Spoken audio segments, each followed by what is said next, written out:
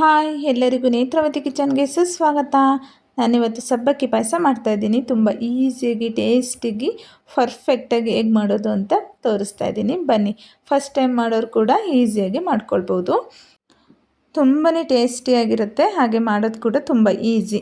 ಇವಾಗ ಮೊದಲಿಗೆ ಸ್ಟವ್ನ ಆನ್ ಮಾಡಿಕೊಂಡು ಒಂದು ಪಾತ್ರೆ ಇಟ್ಕೊಂಡು ಇದಕ್ಕೆ 2 ಸ್ಪೂನು ತುಪ್ಪ ಹಾಕ್ಕೊಳ್ತಾ ಇದ್ದೀನಿ. ತುಪ್ಪ ಕರಗಿದ ಮೇಲೆ ಇದಕ್ಕೆ ಡ್ರೈ ಫ್ರೂಟ್ಸ್ ಹಾಕ್ಕೊಳ್ತಾ ಇದ್ದೀನಿ. ದ್ರಾಕ್ಷಿ ಮತ್ತು ಗೋಡಂಬಿ ಹಾಕ್ಕೊಂಡು ಸ್ವಲ್ಪ ಹುರ್ಕೊಳ್ಳೋಣ. ಇದನ್ನು ನೀವು ಒಂದು ಸ್ವಲ್ಪ ಹುರ್ಕೊಳ್ಳಿ ಸಾಕು. ನನಗೆ ನನ್ನ ಮಗನಿಗೆ ಸ್ವಲ್ಪ ದ್ರಾಕ್ಷಿ ಜಾಸ್ತಿ ಫ್ರೈ ಆದರೆ ತುಂಬ ಇಷ್ಟ ಅವನಿಗೆ, ಹಾಗಾಗಿ ನಾನು ಸ್ವಲ್ಪ ಜಾಸ್ತಿ ಫ್ರೈ ಮಾಡ್ಕೊಂಡಿದ್ದೀನಿ. ನೋಡಿ, ಇವಾಗ ನಾನು ಸಬ್ಬಕ್ಕಿನ 1 ಗಂಟೆ ನೆನೆಸಿಟ್ಟಿದ್ದೆ.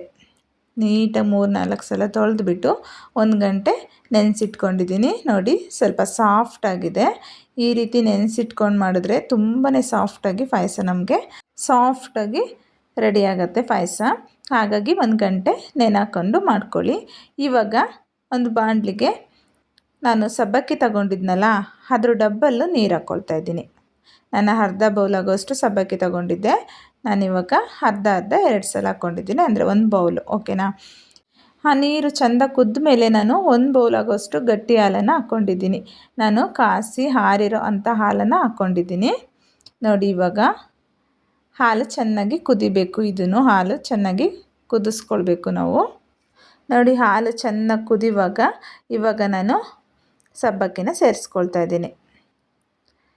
ನೋಡಿ, ಸಬ್ಬಕ್ಕಿನ ಹಾಕ್ಕೊಂಡು ಚೆನ್ನಾಗಿ ಮಿಕ್ಸ್ ಮಾಡಿಕೊಂಡು ಇದು ಒಂದು ಕುದಿ ಚೆನ್ನಾಗಿ ಕುದಿಯೋವರೆಗೂ ನಾವು ಕುದಿಸ್ಕೊಳ್ಬೇಕು. ನೋಡಿ, ಇವಾಗ ಚೆನ್ನಾಗಿ ಕುದೀತಾ ಇದೆ. ಇವಾಗ ಇದಕ್ಕೆ ನಾನು ಸಕ್ಕರೆನ ಹಾಕ್ಕೊಳ್ತಾ ಇದ್ದೀನಿ. ನಾವು ಯಾವ ಬೌಲಲ್ಲಿ ಸಬ್ಬಕ್ಕಿ ತಗೊಂಡಿದ್ವಿ ಅದೇ ಬೌಲಲ್ಲಿ ನಾನು 3/4 ಭಾಗ ಆಗೋಷ್ಟು ಸಕ್ಕರೆನ ಹಾಕ್ಕೊಳ್ತಾ ಇದ್ದೀನಿ. ನೋಡ್ತಾ ಇದ್ದೀರಲ್ಲ, 3/4 ಆಗೋಷ್ಟು ನಾನು ಸಕ್ಕರೆನ ಹಾಕ್ಕೊಳ್ತಾ ಇದ್ದೀನಿ. ನೋಡಿ, ನಾನು ತಗೊಂಡಿರೋ ಅಳತೆ ಹಾಕ್ಕೊಂಡ್ರೆ ಸಖತ್ತಾಗಿ ಟೇಸ್ಟಿಯಾಗಿ, ಆ ಕಡೆ ಜಾಸ್ತಿ ಸ್ವೀಟು ಇರಲ್ಲ, ಕಡಿಮೆ ಸ್ವೀಟ್ ಇರಲ್ಲ, ಸೂಪರಾಗಿ ಟೇಸ್ಟಿಯಾಗಿರುತ್ತೆ. ಅಥವಾ ನಿಮಗೆ ಜಾಸ್ತಿ ಸಕ್ಕರೆ ಸ್ವೀಟ್ ಬೇಕಂದರೆ 1 ಬೌಲ್ ಆಗೋಷ್ಟು ನೀವು ಸಕ್ಕರೆನ ಹಾಕ್ಕೊಳ್ಬೋದು. ನೋಡಿ, ಇವಾಗ ಸಕ್ಕರೆ ಹಾಕ್ಕೊಂಡು ಚೆನ್ನಾಗಿ ನಾವು ಕುದಿಸ್ಕೊಂಡ್ಮೇಲೆ ಬಾದಾಮ್ ಮಿಲ್ಕ್ ಮಿಕ್ಸ್ ಪೌಡ್ರ್ ಸಿಗುತ್ತೆ, ಅಂಗಡಿಯಲ್ಲಿ ಕೇಳಿದರೆ ಕೊಡ್ತಾರೆ. ತುಂಬಾ ಚೆನ್ನಾಗಿರುತ್ತೆ. ಇದನ್ನು ನಾನು 2 ಸ್ಪೂನ್ ಆಗೋಷ್ಟು ಹಾಕ್ಕೊಂಡು ಚೆನ್ನಾಗಿ ಮಿಕ್ಸ್ ಮಾಡ್ಕೊಳ್ತಾ ಇದ್ದೀನಿ. ಇದರಲ್ಲಿ ಕೂಡ ಸ್ವಲ್ಪ ಸ್ವೀಟ್ ಇರುತ್ತೆ, ಹಾಗಾಗಿ ಸಕ್ಕರೆನ ಸ್ವಲ್ಪ ಕಡಿಮೆನೇ ಹಾಕ್ಕೊಂಡಿದ್ದೀನಿ. ಇವಾಗ ಇದನ್ನು ಚೆನ್ನಾಗಿ ಮಿಕ್ಸ್ ಮಾಡ್ಕೊಳ್ಬೇಕು. ಇದು ನೋಡಿ, ಈ ರೀತಿ ಚೆನ್ನಾಗಿ ಕುದಿ ಬರಬೇಕು. ಇವಾಗ ನಾನು ಇದಕ್ಕೆ 2 ಏಲಕ್ಕಿನ ಸೇರಿಸ್ಕೊಳ್ತಾ ಇದ್ದೀನಿ. ಸಿಪ್ಪೆ ತೆಗೆದ್ಬಿಟ್ಟು ಏಲಕ್ಕಿನ ಸೇರಿಸ್ಕೊಳ್ತಾ ಇದ್ದೀನಿ. ಇದ್ರ ಫ್ಲೇವರ್ ಅಂತೂ ಸಖತ್ತಾಗಿರುತ್ತೆ. ಏಲಕ್ಕಿ ಮತ್ತು ಬಾದಾಮ್ ಪೌಡ್ರು ಫ್ಲೇವರ್ ಅಂತೂ ತುಂಬಾ ಚೆನ್ನಾಗಿರುತ್ತೆ. ಒಂದು ಸಲ ಮಾಡಿ ನೋಡಿ, ಮತ್ತೆ ಮತ್ತೆ ಮಾಡಿಕೊಂಡು ಕುಡಿತೀರ ಪಾಯಸನ, ಅಷ್ಟು ಚೆನ್ನಾಗಿರುತ್ತೆ. ಇವಾಗ ಇದು ಚೆನ್ನಾಗಿ ಕುದ್ದ ಮೇಲೆ ನಾವು ಡ್ರೈ ಫ್ರೂಟ್ಸ್ನ ಫ್ರೈ ಮಾಡ್ಕೊಂಡಿದ್ವಲ್ಲ, ಅದನ್ನು ಇವಾಗ ಸೇರಿಸ್ಕೊಳ್ತಾ ಇದ್ದೀನಿ. ಡ್ರೈ ಫ್ರೂಟ್ಸ್ನ ಸೇರಿಸ್ಕೊಂಡು ಚೆನ್ನಾಗಿ ಮಿಕ್ಸ್ ಮಾಡ್ಕೊಳ್ಬೇಕು. ನೋಡಿ, ಇದನ್ನು ಚೆನ್ನಾಗಿ 1-2 ಕುದಿ ನಾವು ಕುದಿಸ್ಕೊಳ್ಬೇಕು. ನನ್ನ ಮಗನಿಗೆ ದ್ರಾಕ್ಷಿ ಜಾಸ್ತಿ ಈ ರೀತಿ ಫ್ರೈ ಆಗಿರಬೇಕು, ಹಾಗಾಗಿ ನಾನು ಜಾಸ್ತಿ ಫ್ರೈ ಮಾಡ್ಕೊಂಡಿದ್ದೇನೆ. ನೀವು ಇಷ್ಟು ಫ್ರೈ ಮಾಡ್ಕೊಳ್ಳೋದು ಬೇಡ ಅಂದರೆ ಸ್ವಲ್ಪ ಫ್ರೈ ಮಾಡಿಕೊಂಡ್ರೆ ಆಯಿತು. ಓಕೆನಾ?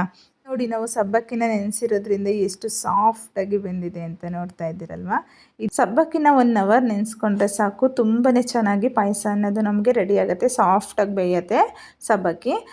ನೋಡಿ, ಇವಾಗ ನಮಗೆ ಪಾಯಸ ರೆಡಿಯಾಗಿದೆ. ನಾನು ಒಂದು ಬೌಲ್ಗೆ ಸರ್ವ್ ಮಾಡಿ ತೋರಿಸ್ತಾ ಇದ್ದೀನಿ. ಎಷ್ಟು ಸಖತ್ತಾಗಿರುತ್ತೆ ಟೇಸ್ಟ್ ಅಂದರೆ ನೀವೇ ಮಾಡಿ ನೋಡಿ ಗೊತ್ತಾಗುತ್ತೆ. ಹಾಗೆಯೇ ಇದು ಶಾವಿಗೆ ಪಾಯಸದ ಥರ ಗಟ್ಟಿಯಾಗಲ್ಲ, ಇದೇ ರೀತಿ ತೆಳುವಾಗೇ ಇರುತ್ತೆ. ಯಾಕಂದರೆ ನಾವು ನೀರು ಮತ್ತು ಹಾಲು ಹಾಕಿ ಮಾಡಿರೋದ್ರಿಂದ ಇದು ಗಟ್ಟಿ ಆಗೋದಿಲ್ಲ. ನೋಡಿದ್ರಿ ಅಲ್ವಾ ಎಷ್ಟು ಈಸಿಯಾಗಿ ಟೇಸ್ಟಿಯಾಗಿ ನಾನು ಸಬ್ಬಕ್ಕಿ ಪಾಯಸನ ಮಾಡಿ ತೋರಿಸಿದ್ದೀನಿ ಅಂತ. ಈ ರೆಸಿಪಿ ನಿಮಗೆಲ್ಲ ಇಷ್ಟ ಆಗಿದರೆ ಪ್ಲೀಸ್ ನನ್ನ ಚಾನಲ್ನ ಸಬ್ಸ್ಕ್ರೈಬ್ ಮಾಡಿಕೊಂಡು ಲೈಕ್, ಕಮೆಂಟ್, ಶೇರ್ ಹಾಗೂ ಹೈಪ್ ಕೊಟ್ಟು ಸಪೋರ್ಟ್ ಮಾಡಿ. ಇದೇ ಥರ ಈಸಿ ರೆಸಿಪಿಯೊಂದಿಗೆ ಮತ್ತೆ ಸಿಗ್ತೇನೆ. Thank you for watching. Bye, take care.